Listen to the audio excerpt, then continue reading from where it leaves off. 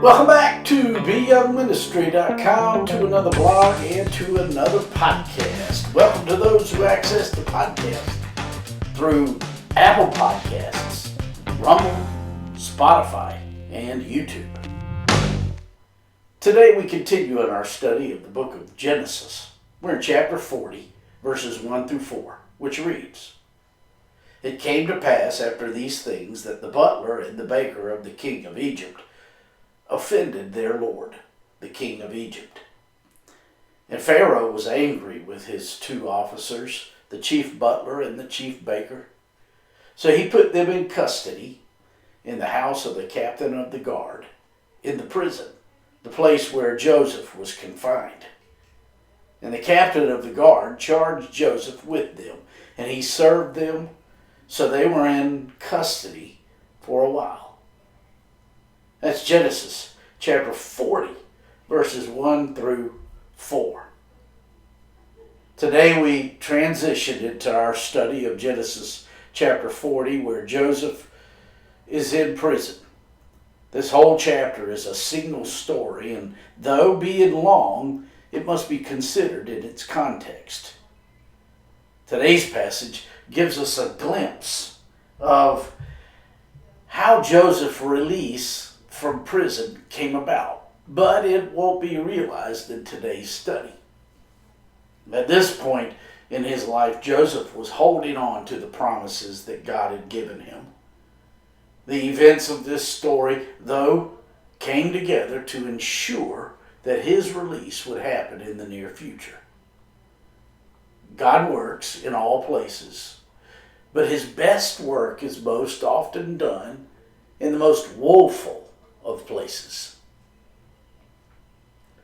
In verse 1 of today's passage we read, "It came to pass after these things that the butler and the baker of the king of Egypt offended their lord, the king of Egypt." The words "it came to pass" follows after the previous chapter without interruption. The previous chapter always leads to the next. The false accusations of Potiphar's wife led to Joseph's imprisonment, and that led to what is about to happen. The sovereign hand of God is seen in the guidance and in the direction of each step. Joseph saw one event after another without knowing why they were happening to him. He had to trust that the Lord allows and causes all things to happen in our lives for his sovereign purposes and for our ultimate good. Joseph had been in prison for some time. In fact, we do not know exactly how long he was there. It was at least a few years. And while he was there, two very important people joined him. Into this unfolding tapestry arrived the butler and the baker of the king. The butler was the king's cupbearer. The baker was his personal chef. These guys were people of very high rank, and they were considered extremely important officials. The king's cupbearer would have been responsible for tasting Pharaoh's wine to make sure it wasn't poisoned before giving it to him. The baker would be responsible for the king's food, making sure it was good before giving it to his boss. In ancient times, a king was always vulnerable to assassination or to being overthrown. This explains the need for both the cupbearer and the baker, who were two of the closest servants to the king. They had to be trusted. Any failure or betrayal would have proven deadly to them. They had direct access to the royal presence, and they had been selected from the most respected of all of the nobles of the land. These two guys were placed in prison with Joseph because they offended their lord, the king of Egypt. The exact offenses, we were not told. In verse 2 of today's passage, we read, "And Pharaoh was angry with his two officers, the chief butler and the chief baker." These two offended the king, and he in turn was angry with them. For the king to be angry with such high-ranking people meant they had done something which was pretty grave. If the king got sick from his meal, that would have been enough for their incarceration. And in a few verses, we'll see that the king's anger will end in a bad way for one of them. These men obviously lacked the wisdom and patience that God was inculcating into Joseph's life. In verse 3 of today's passage, we read, "So he put them in custody in the house of the captain of the guard, in the prison, the place where Joseph was confined." Nothing is coincidental with God involved. These two high officials were put into the same place with Joseph, who was confined, but he could move about a bit. Joseph was not literally bound, but was unknowingly being confined to the patience and to the wisdom of God. In Proverbs chapter 19 and verse 11, we read, "A man's wisdom gives him patience.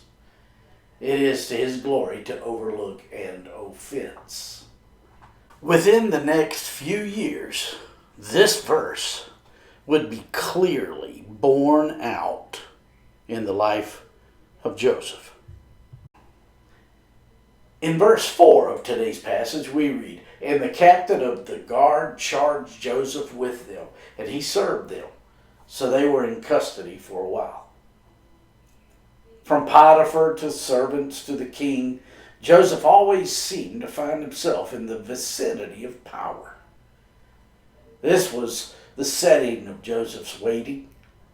And if he had not been committed to being defined by God, Joseph would have missed out on a lot of really important things. Everything that happens to us is part of the setting for God to unfold his story into our lives. All of the good and all of the bad is always found in our amazing adventures with God. And God wastes nothing. In fact, he always uses all of the good and all of the bad to bring about his best for us. And since we are followers of the Lord Jesus, we are wise to be defined by him, no matter what. While everything in our lives is part of the unfolding of God's story for us, the pain we suffer is of most use to him and to us. Pain is a universal language which transcends borders and cultures, reminding us of our shared vulnerability with and capacity for the God of all creation. Like Joseph, when we find ourselves in an undeserved hard spot due to the inculcation of his wisdom and patience, we can rest assured that God is preparing us for something beyond our imagination. That was certainly true for Joseph. And if we walk with God long enough, it will certainly be true for us. My friends, I trust this blog and this podcast are helping you in your walk with the Lord. If I can be of further assistance to you, shoot me an email at BYoungMinistry@gmail.com. Hey, have a great day.